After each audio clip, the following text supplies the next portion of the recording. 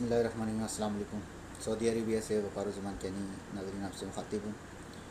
नाज़रीन, जैसा कि आपको पता है कि इलेक्शंस का दौर है और पाकिस्तान के अंदर जो मुख्तलिफ़ जमातों के लीडर्स और कारकुनान जो लैंग्वेज यूज़ कर रहे हैं, जैसे वीडियोज़ हमें देखने को मिल रही हैं आजकल सोशल मीडियाज़ पे, तो हमारा मुतालबा ये है कि आज़ाद कश्मीर पाकिस्तान के अंदर एक ऐसा इंस्टीट्यूट होना चाहिए जहाँ पे ये सियासी कारकुनान की तरबियत की जाए, इनके सियासी लीडरों की भी की जाए और सियासी कारकुनान की भी की जाए।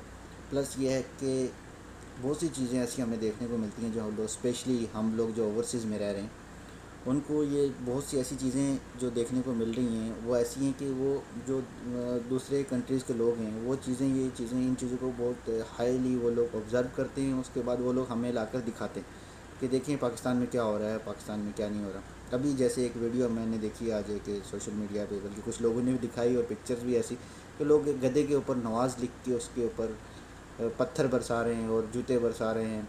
और उस बेचारे एक मासूम को तो ये कोई भी ये ऐसा अमल हमें एक पढ़ी लिखी तहज़ीब और एक अच्छे माशरे के लिए और अपने मुल्क का नाम डेवलप करने के लिए जो है वो नहीं है।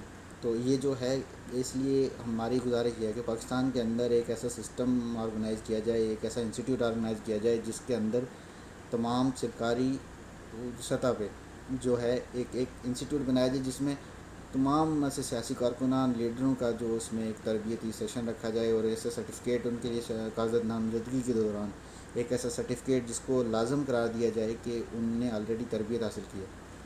शुक्रिया।